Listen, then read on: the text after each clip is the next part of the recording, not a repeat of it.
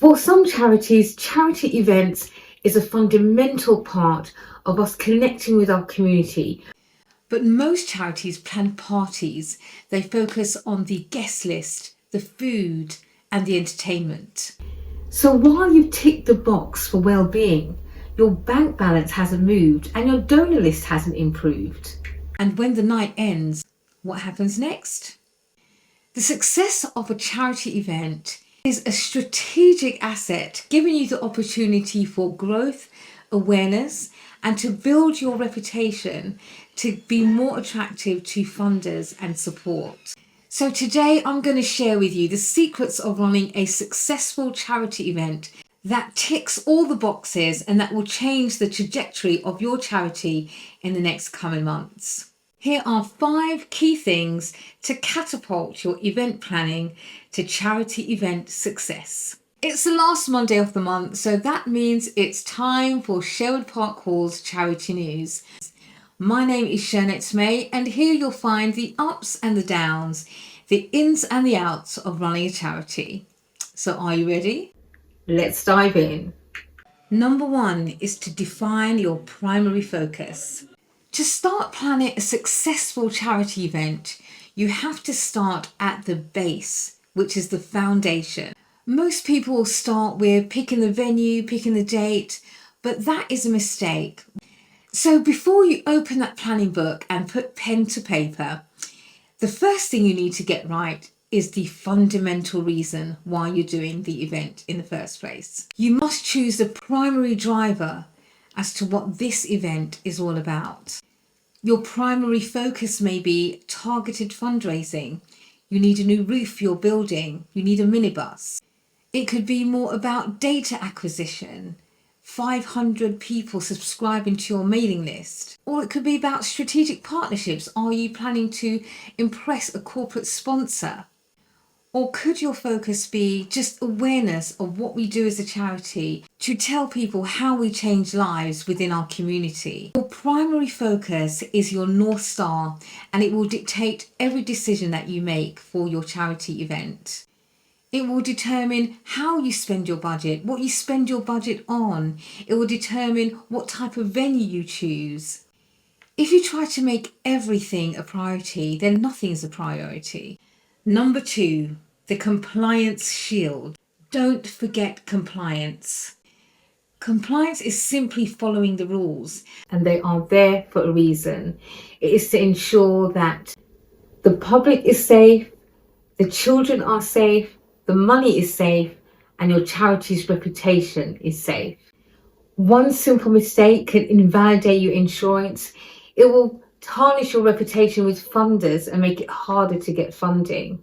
This includes insurance, risk assessments, and make sure the vendors that you choose have all their relevant certificates. If you want to find out more about the compliance for your area, please contact your council and they will let you know. This will level you up to become a trusted delivery partner. You must ensure the boring bits are ironclad before you open the doors. And professionalism is your biggest marketing tool. Number 3, think of creative ways to capture data. For example, creating prize draws where you have to give your email address to enter. A charity event is a data mining opportunity. If your event raised £10,000 and you have 0 emails, you have really missed a vital opportunity for your charity. The data becomes the evidence of use that you can use in your next funding application. Number 4 is impact storytelling. Now, people don't donate to organisations, they donate to change. You need to find a way within this event to bridge the gap between the event and your mission. If you're running an art class, show pieces of work that they've done in the class. Have someone there from the class to talk about the impact of these classes and how it's changed their lives. Use quotes and photos to prove that your project works. The impact stories that you have as a charity is what will evoke and motivate people to give. People need to feel connected to your cause. And finally, number 5, the 48-hour stewardship rule. Now, the success of your charity event is determined by what happens after it's over. This momentum disappears the second the guests leave. You have a 48-hour window to solidify your new relationships. You must send a personalised impact report to every email received at your event. Don't just say thanks for coming, say because you came, we are one step closer to feeding 60 children this summer. This then will turn your guest into a stakeholder. So now you've picked your primary focus, whether it be fundraising, data. How do you find a way of weaving that focus in your charity event to ensure that people either give their emails or donate? Let's talk digital. Digital tools are there to make life easy for us. Your digital journey doesn't start at your event. It starts with your website. It starts with your first social media post. On your website, is there a clear button that says donate? In your social media post, does it give instructions on how to become a volunteer? This is the start, and then it continues at your event. The key is then to make anything that somebody wants to do to support you as easy and as seamless as possible. There are just so many ways to create a digital flow to make it easy for donors and people who want to sign up or get involved in your charity to get involved. Using affordable tablets or your own personal mobile phone. Use things like Microsoft Forms, Google Forms. And if people want to give, they want to sign up to your mailing list, they want to get involved, they want to volunteer, they are QR codes, mobile phone apps, digital happy sheets. Make it as smooth and as easy as possible. Spend the time and research what's out there and choose something that's really right for your charity. I'm not saying you have to completely abandon the old ways of doing things, but with the attention spans decreasing, you really do need to keep up with the times. We are in a digital age of giving, so why complicate things? Those old-fashioned donation buckets just don't cut it anymore.